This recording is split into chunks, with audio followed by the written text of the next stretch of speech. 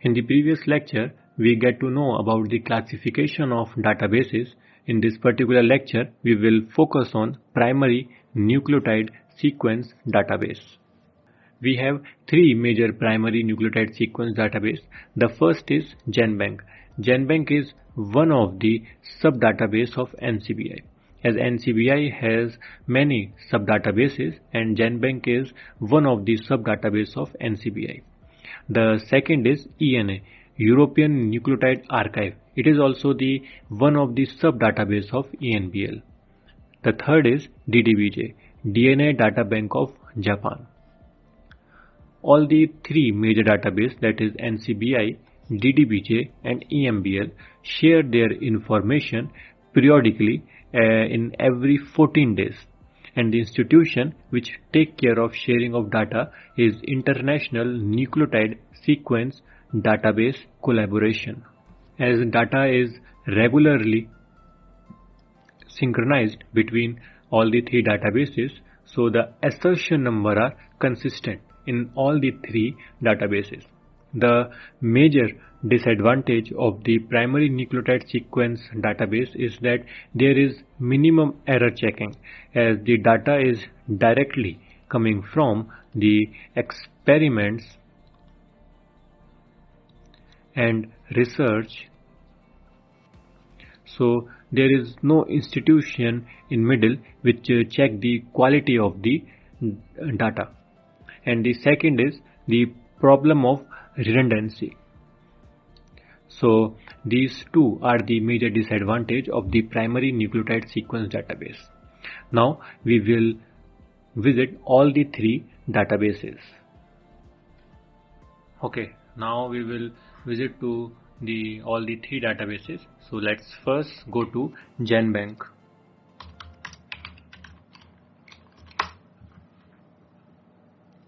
Here we go for the GenBank. So here is the information about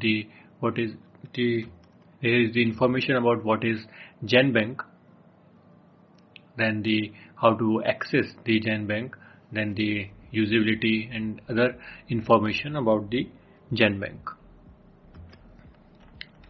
We can submit the data from here. These are other features of GenBank.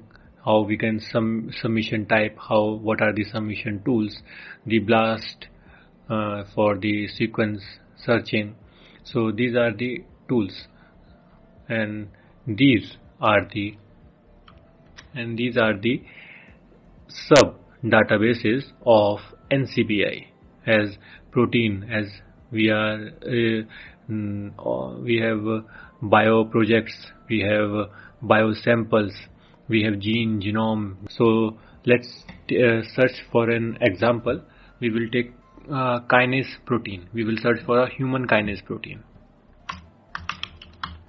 Kinase. Yes. We can search for the kinase and we will click on the search. Okay. So these are the filters. So here are the filters of species, molecular type, the source database, the sequence type, genetic compartment, sequence length, and here also we can select the result based on the taxon. So we will search for the Homo sapiens. Click on the Homo sapiens as it is running. Okay, so we will select the second one where we get the result, that is human kinase. It is complete CDC. CDC means it is a complete coding sequence of the human kinase. So major information is given here. We will see it. So this is the assertion number, which is the common number between all the three databases. We will search with it in other two databases. The base pair, the length of the human kinase gene is 3866 base pair. We can see that it is the version first, as it is the assertion number, and this is the version 1, version first. It is the version first. The organism from where from which organism the kinase gene is extracted, it is from the Homo sapiens. The author details, the paper, the submission paper of the PubMed paper we can find here. So the major features or the major location of different parts of gene is present, like the coding sequence, the untranslated region. So we will see to it that from 1 to 979 base pair, the 5' untranslated region is present, and of the gene TTK, which is the kinase, human kinase.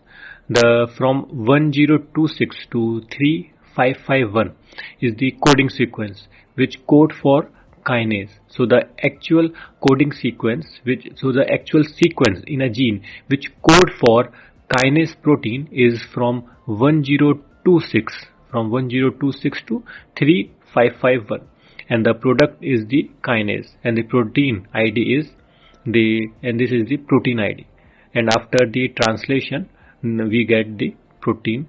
This is the protein sequence after the translation. Then from 3553 to 3866 base pair, we have the 3' untranslated region, and from 3843 to 3848 we have the regulatory sequence of the kinase protein. So this is the information we get about the gene, the kinase gene, and this is the complete sequence of the kinase gene. Now we will click on if we click on the FASTA, we get the FASTA sequence, complete FASTA sequence. So here is the assertion number, here is the name of the gene, and it is saying that it is the complete coding sequence. It is same, name is the same. Now we will see what is the graphics is going to tell us. Okay, so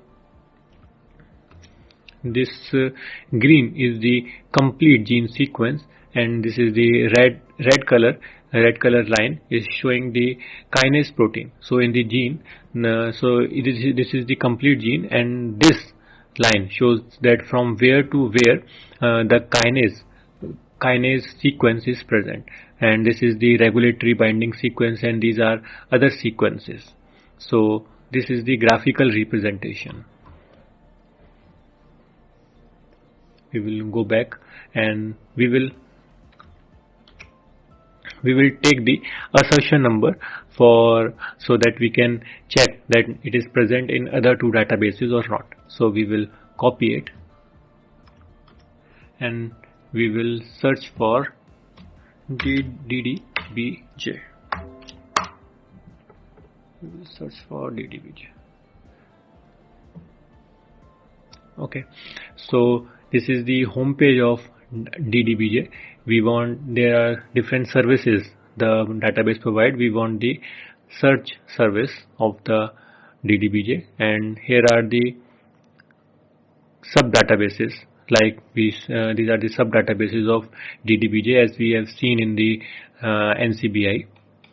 So we want the database, and we want the DDBJ database, and we will search for the assertion number. Here we will paste our assertion number and we will click on search. See, we get and we will click on you can see that we get the same human kinase complete CDC, and if we click on, we get the same information. We get the same information as we got from the GenBank. So this is how the databases are linked together. Now we will search for we will go in the another database, that is the European Nucleotide Archive.